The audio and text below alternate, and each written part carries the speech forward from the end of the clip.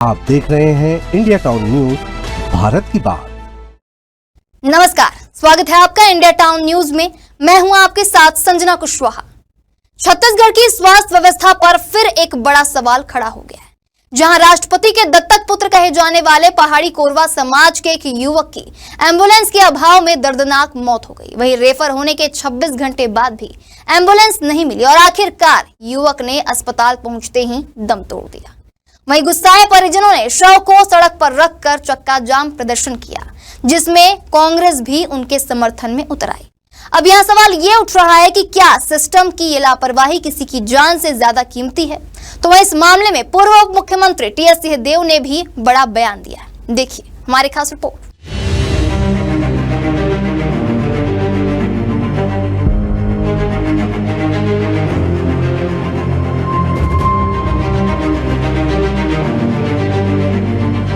आपको बता दें, मामला बलरामपुर जिले का है, जहां 4 अक्टूबर को सड़क हादसे में गंभीर रूप से घायल पहाड़ी कोरवा युवक गुड्डू को अंबिकापुर मेडिकल कॉलेज अस्पताल में भर्ती कराया गया था। डॉक्टरों ने उसकी हालत नाजुक बताते हुए 5 अक्टूबर की दोपहर रायपुर रेफर कर दिया, लेकिन रेफर के 26 घंटे बाद भी एम्बुलेंस नहीं मिल पाई। तो वहीं परिजन एम्बुलेंस की तलाश में अस्पताल से लेकर जिला प्रशासन तक भटकते रहे, लेकिन सिस्टम की लापरवाही ने आखिरकार एक गरीब परिवार की उम्मीद तोड़ दी। जब आखिरकार एम्बुलेंस मिली और गुड्डू को रायपुर ले जाया गया तो रास्ते में ही उसकी तबीयत बिगड़ गई और रायपुर पहुंचते ही उसने दम तोड़ दिया। अब यहाँ सवाल ये उठता है कि क्या किसी की जान की कीमत सरकारी इंतजार से भी सस्ती हो गई?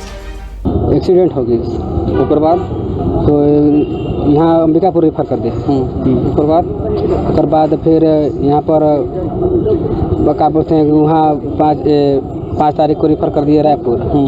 तो फिर एम्बुलेंस के कारण में मतलब कि ऐसे हो गया है। क्या हो गया? एम्बुलेंस नहीं मिली। नहीं मिली। कहाँ नहीं मिली? एम्बुलेंस। अच्छा, तो तुम हाँ संसद चिंतामणि महाराज का भी फोन लगाए, तो अभी क्या टीएस बाबा का भी फोन लगाया, तो अभी काम हो रहा है। एक घटना हुआ भैया 3 तारीख को, इन लोग कहीं से आ रहे थे, सिनेमा उनमा कहीं गए होंगे, मार्केट वगैरह। तो ये जो है कि आपका राज्यपाल महोदय आने वाले थे, उसके लिए डस्ट पीएम जेएसवाई वाले लोग रोड पे गिरवाए थे। उसमें इन लोग डस्ट को चढ़ा दिए, शाम हो गया था, फैलाए नहीं डस्ट को नहीं फैलाने की वजह से ये भी गिरे और 2-4 कार वाले लोगों को भी डस्ट में मार दिए नहीं दिखा अंधेला में। फिर ये गिर गए तो इनको वहाँ से हम लोग बरिया हॉस्पिटल पहुँचाए।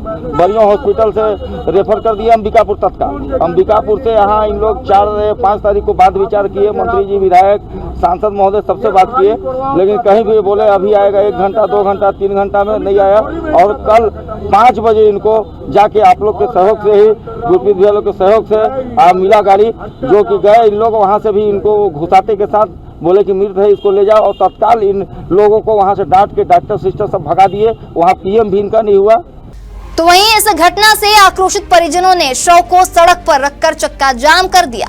उनकी मांग है कि परिवार को उचित मुआवजा दिया जाए और दोषियों पर कार्रवाई हो। वहीं प्रदर्शन में कांग्रेस कमेटी सरगुजा भी पहुंची और मृतक परिवार से मुलाकात की।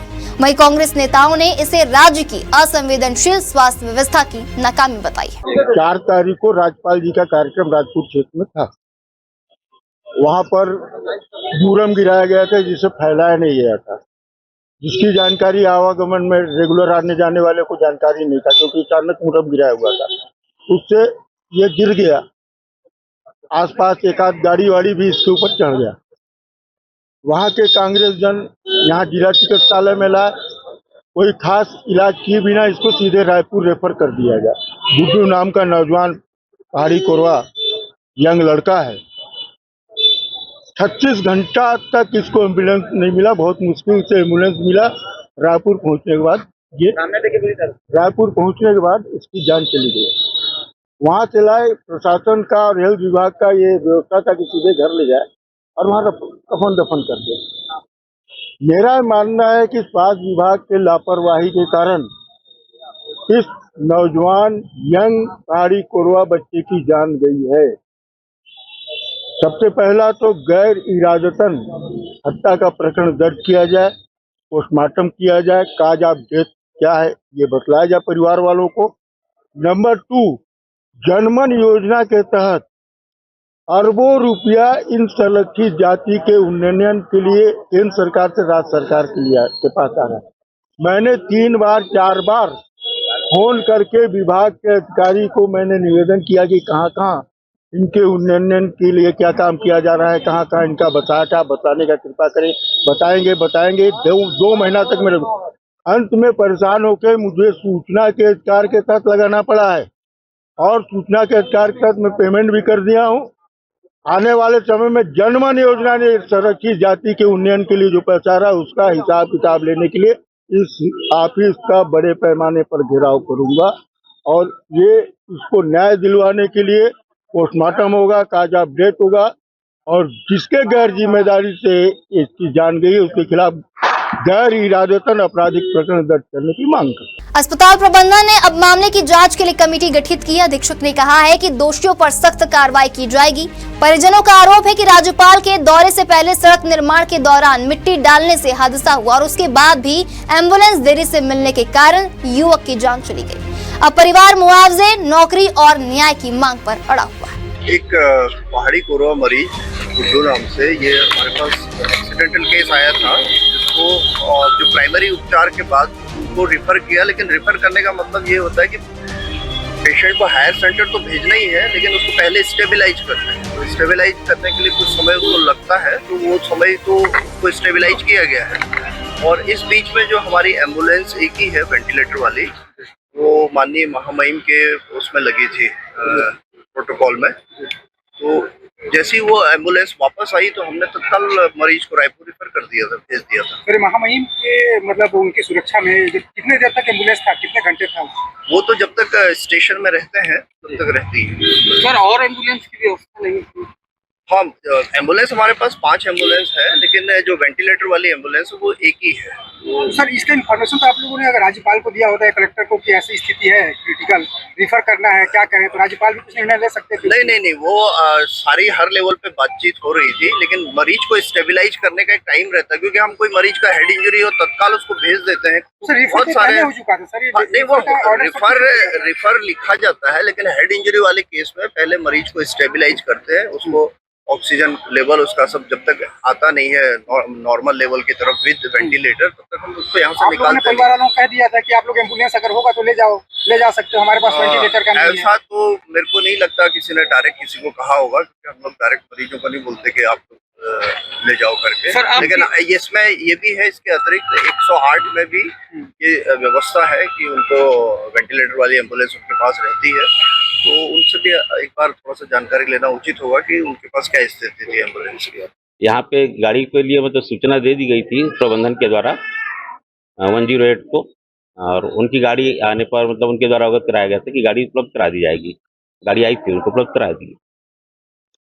यदि 108 समय पर उपलब्ध नहीं कराई है गाड़ी तो इसके लिए अवश्य मतलब जो है ना प्रबंधन के द्वारा संचालक महोदय को अवगत कराया जाएगा, संचालक चिकित्सा शिक्षा को अवगत कराया जाएगा, उनके द्वारा मतलब अपने स्तर पर वहां से कार्रवाई कराई जाएगी।